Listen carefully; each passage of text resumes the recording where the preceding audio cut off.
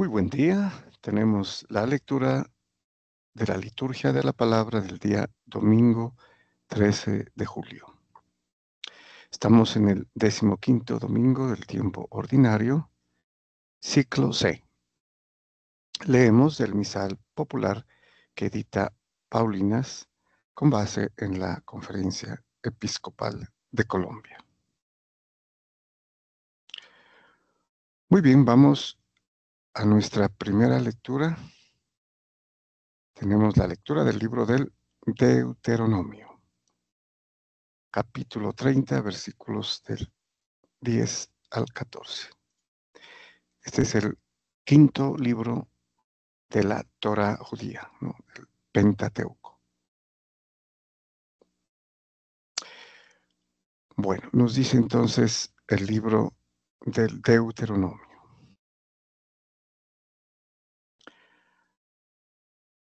Moisés habló al pueblo diciendo: Escucha la voz del Señor tu Dios, observando sus preceptos y mandatos, lo que está escrito en el libro de esta ley, y vuelve al Señor tu Dios con todo tu corazón. Bueno, habría que observar que Moisés nuevamente en este capítulo 30 le dice al pueblo, ¿no?, la importancia de su obligación para con Dios, observando que es lo mismo que cumplir los preceptos y mandatos de Dios.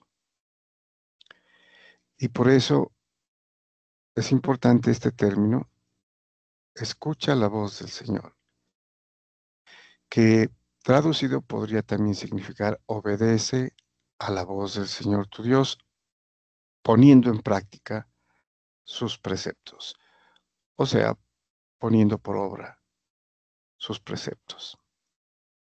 Bueno, entonces eh, el pueblo tiene que obedecer, ¿no?, porque es una alianza en la que hay un compromiso tanto de Dios como del pueblo. Entonces, vuelve al Señor tu Dios con todo tu corazón y con toda tu alma. Veremos luego que es con todo tu corazón, con toda tu alma, con todo, con toda tu mente, ¿no?, y con todas tus fuerzas. Sería como lo dice el Señor luego en el Evangelio que vamos a leer. Y a continuación explica Moisés: porque este precepto que yo te mando hoy no excede tus fuerzas, ni es inalcanzable. No está en el cielo para poder decir: ¿quién de nosotros subirá al cielo? Y nos lo traerá y nos lo proclamará para que lo cumplamos.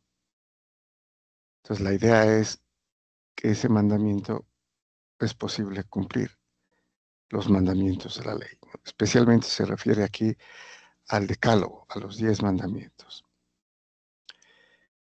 Y de la misma manera explica: ni está más allá del mar para poder decir: ¿quién de nosotros cruzará el mar? Y nos lo traerá y nos lo proclamará para que lo cumplamos. El mandamiento está muy cerca de ti, en tu corazón y en tu boca, para que lo cumplas. Entonces, esta es la eh, posibilidad de tener cerca la ley, ¿no? Tan cerca que es el mismo Dios que lo ha escrito en tablas de piedra y lo ha dado a Moisés para que lo reciten, ¿no? Porque ese era algo que tenían que aprendérselo. Pero más que recordarlo, repetirlo, es cumplirlo, ponerlo por obra. Por eso termina diciendo: para que lo cumplas, ¿no? Y es eternamente, porque aplica también ¿no? Ya en plenitud en el Nuevo Testamento. Pasamos al Salmo responsorial. Tenemos el Salmo 68, cuyo responso es: humildes, busquen al Señor y revivirá su corazón. Bueno, este salmo es un salmo de súplica, ¿no? Podríamos decir también de lamentación y de petición, ¿no? A Dios, que es precisamente quien eh, hace posible, ¿no?, lo que le piden a los que cumplen la ley, a los fieles, no a los rebeldes, ¿no?, a los que cada vez están eh, rebelándose o protestando la ley. Bueno, nos dice el salmista: mi oración se dirige a ti, Señor, el día de tu favor, que me escuche tu gran bondad, que tu fidelidad me ayude. Respóndeme, Señor, con tu bondad de tu gracia, por tu gran compasión, vuélvete hacia mí. Entonces está en clave de súplica, ¿no?, de petición, una oración suplicante. Y continúa: yo soy un pobre malherido, Dios mío, tu salvación me levante. Alabaré el nombre de Dios con cantos, proclamaré su grandeza con acción de gracias. Entonces pide, pero al mismo tiempo alaba, ¿no? Y da gracias, la acción de gracias. Mírenlo los humildes y alégrense. Busquen al Señor y revivirá su corazón. Que el Señor escucha a sus pobres, no desprecia a sus cautivos. O sea, lo importante, los humildes, los pobres, los desprotegidos, los oprimidos, ¿no?, que recurren al Señor. Dios salvará a Sión, reconstruirá las ciudades de Judá. La estirpe de sus siervos la heredará, los que aman su nombre vivirán en ella. Bueno, salvará a Sión y reconstruirá las ciudades, ¿no?, referidas aquí después del cautiverio babilónico y de la destrucción del primer templo, ¿no?, que sucedió, ¿no?, y que se volvió a construir el templo, pero que fue destruido en el año 70 después de Cristo. Muy bien, y terminamos diciendo con este salmo que se cumple proféticamente ya en el verdadero templo, ¿no? Ya salvará a Sión, que es la Jerusalén celestial, que es la iglesia universal, la iglesia católica, cuerpo místico de Jesucristo, ¿no?, que está en el cielo con los santos. Está en la tierra, ¿no?, peregrina, peregrinando como en nuestro éxodo, ¿no?, sí, como tipo del éxodo de los judíos. Y la iglesia sufriente, que está en el purgatorio, purgando para pasar a la vida eterna en Dios. Bueno, vamos a la segunda lectura. Tenemos la lectura de la carta del apóstol San Pablo a los Colosenses, capítulo 1, versículo 15 al 20. Bueno, muy posiblemente San Pablo está preso, ¿no?, en Roma, y escribe desde allá a los cristianos de Colosas.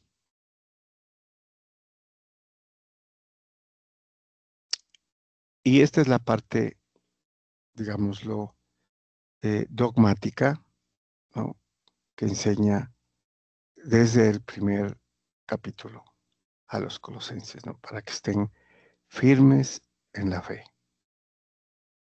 Dice San Pablo, Cristo Jesús es imagen del Dios invisible, primogénito de toda criatura, porque en Él fueron creadas todas las cosas, celestes y terrestres, visibles e invisibles. Bueno, aquí le da, digamos, a Cristo una plenitud de todas las cosas, ¿no? Al decir que es imagen del Dios invisible.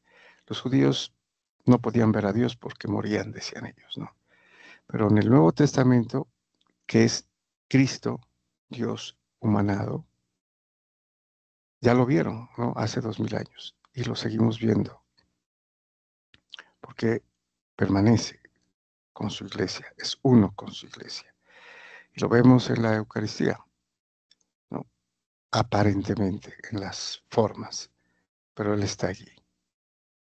No nos ha dejado, no nos ha abandonado. Y además añade el primogénito de toda criatura,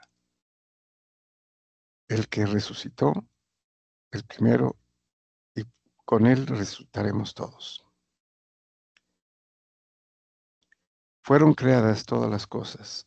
Aquí se refiere a lo material y a lo celestial. O sea, aquí estarían incluidos los ángeles, arcángeles, ¿no? Todos los tronos eh, angélicos. O sea, todo. Y aquí lo dice, ¿no? Tronos y dominaciones, principados y potestades. Todo fue creado por Él y para Él. Él es anterior a todo y se mantiene en Él.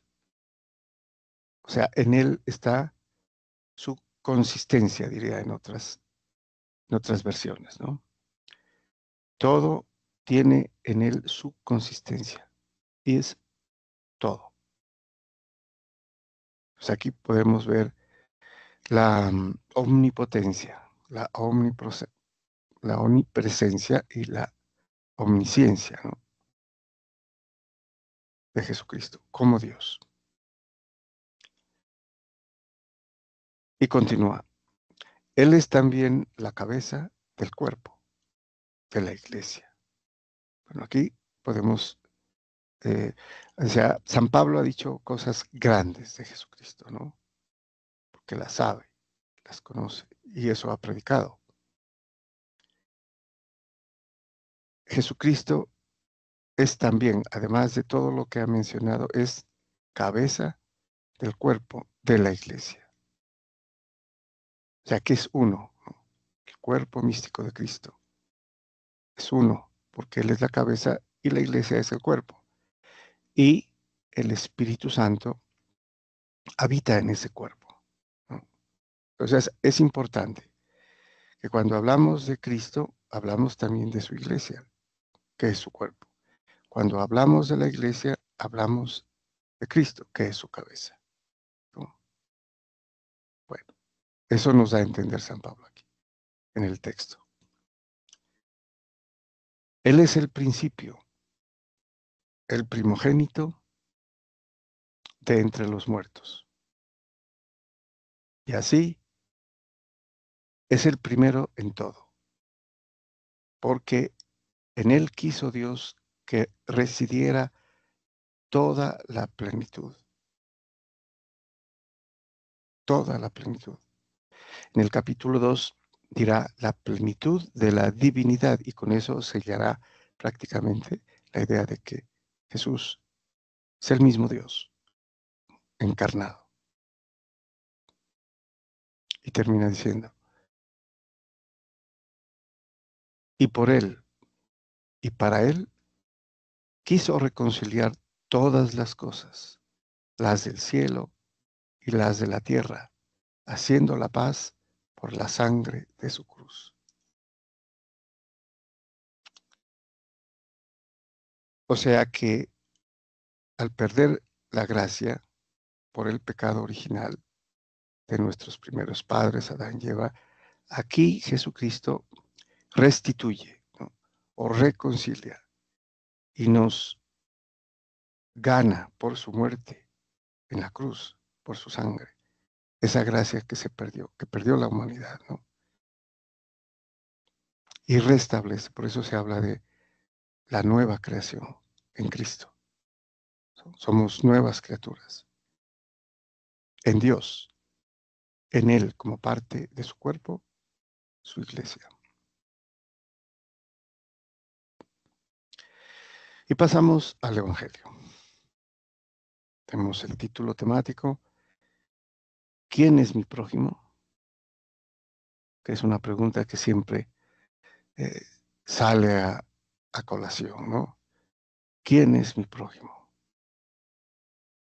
Entonces tenemos la lectura del Evangelio según San Lucas, capítulo 10, versículos del 25 al 37. Es un pasaje bastante conocido también.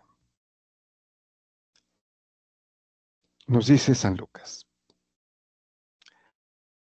en aquel tiempo se levantó un maestro de la ley y preguntó a Jesús para ponerlo a prueba: Maestro, ¿qué tengo que hacer para heredar la vida eterna? Bueno, este es un maestro de la ley, o un doctor de la ley, o un escriba, ¿no? Eh, que conocía la ley. Pero para probarlo, dice aquí, ¿no? Para ponerlo a prueba, al Señor Jesús le dice: ¿qué tengo que hacer para heredar la vida eterna?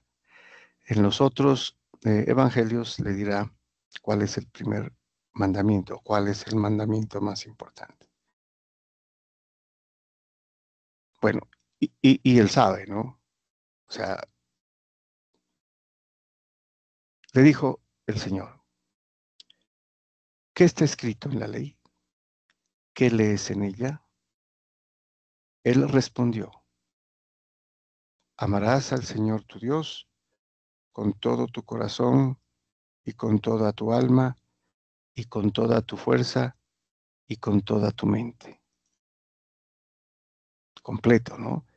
Y sabemos que respondió bien esta primera parte: amar a Dios.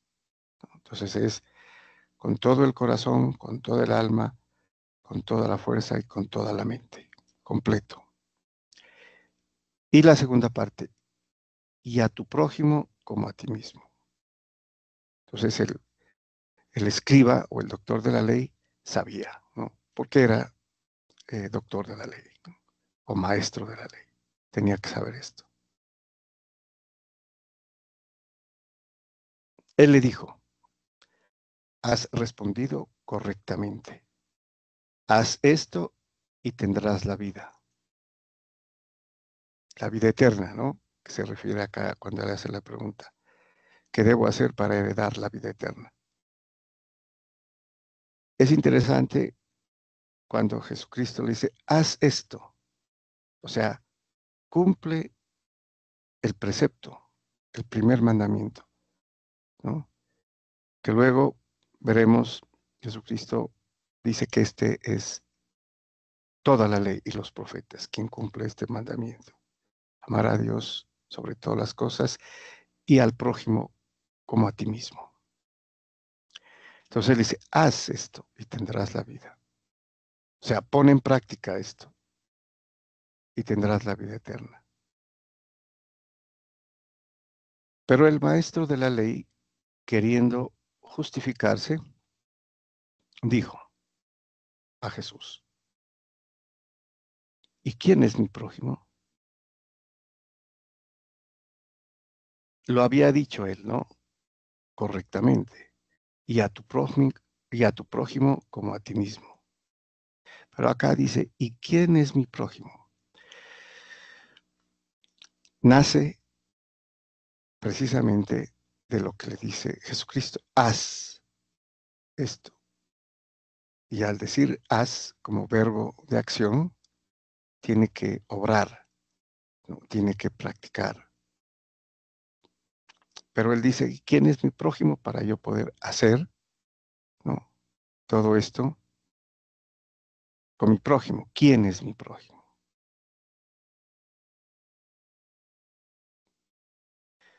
Respondió Jesús diciendo, bueno, antes de seguir, la duda que tiene posiblemente se desprenda de que los judíos sí sabían quién era su prójimo, ¿no? Pero era otro judío. Eso es lo importante. El prójimo quiere decir el próximo o el que está cerca, ¿no? Y los judíos monolíticamente eh, sabían quién era de los mismos, sino otro judío, ¿no? No había otro. O sea, un pagano no sería un prójimo, un gentil no sería prójimo. Es entre los judíos que son prójimos, ¿no? O próximos o cercanos. Y aquí va a recibir la respuesta que chocaría, ¿no?, con lo que el judío sabe de la ley. Y que Jesús pone en plenitud, ¿no? ¿Quién es mi prójimo? Respondió Jesús diciendo, un hombre bajaba de Jerusalén a Jericó, cayó en manos de unos bandidos que lo desnudaron, lo molieron a palos y se marcharon dejándolo medio muerto. Posiblemente este hombre, y es bueno entender que dice hombre, no dice un judío, por la razón que les acabo de mencionar. Un hombre, que sería la generalidad, cualquier hombre, podría ser judío o no judío, ¿no? Por casualidad, un sacerdote bajaba por aquel camino y al verlo, dio un rodeo y pasó de largo. Y lo mismo hizo un levita, que llegó a aquel sitio. Al verlo, dio un rodeo y pasó de largo. Bueno, entonces aquí tenemos el caso de un sacerdote. El sacerdote era quien presidía en la liturgia en el templo. Y él sabía la ley, sabía lo que sabía el, el maestro de la ley que acaba de responder correctamente, ¿no? Sabía el primer mandamiento y sabía que tenía que amar a su prójimo. Entonces, allí podemos ver que no está cumpliendo, ¿no? Porque vio al que estaba medio muerto, dio un rodeo y pasó de largo. Y lo mismo un levita. Un levita era eh, un judío procediente de la tribu de Leví, que eran precisamente los que serían sacerdotes, ¿no? Y también, como tal, eh, sabían, ¿no?, lo correspondiente a la ley, que iban a ser sacerdotes. Y el primer mandamiento decía, ¿no? Esto está en el Deuteronomio y en el Levítico, está explícitamente, ¿no? Entonces, el prójimo, al verlo, dio un rodeo y pasó de largo. Hizo lo mismo. Pero un samaritano que iba de viaje llegó a donde estaba él y al verlo se compadeció. O sea, no pasó de largo, se compadeció. Y acercándose le vendó las heridas, echándoles aceite y vino, y montándolo en su propia cabalgadura, lo llevó a una posada y lo cuidó. O sea, este era un samaritano. Y los samaritanos eran odiados, ¿no?, por los judíos. Ya no los consideraban parte de Israel, ¿no? O sea, eran considerados gentiles, ¿no? Incluso a Jesucristo le dijeron que era un samaritano. O sea, eran despreciados los samaritanos.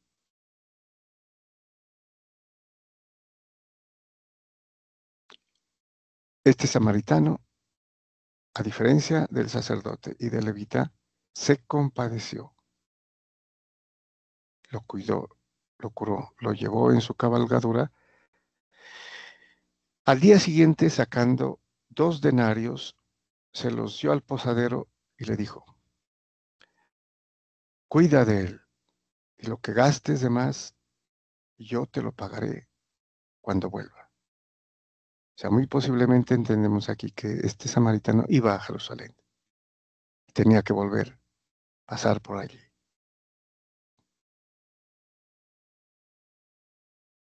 Entonces vemos,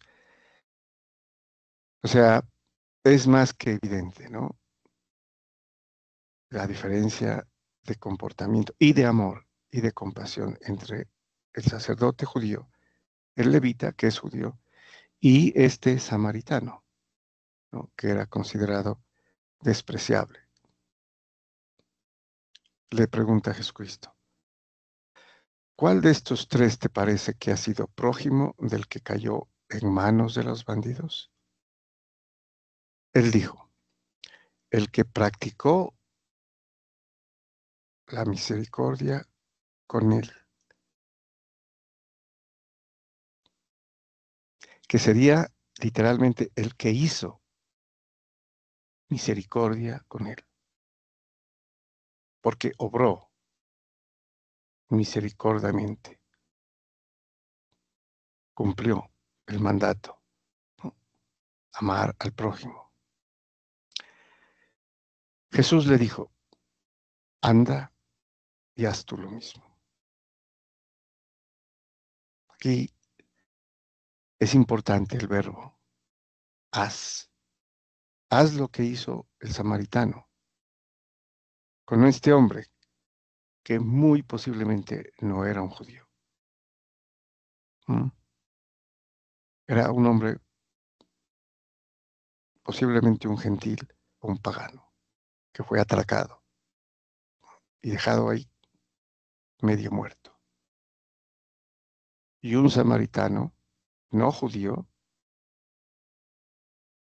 se compadeció de él, lo ayudó y posiblemente le salvó la vida. Y Jesús le dice: anda y haz, practica la misericordia, como hizo el samaritano. Haz misericordia con él. Haz obras de misericordia con él.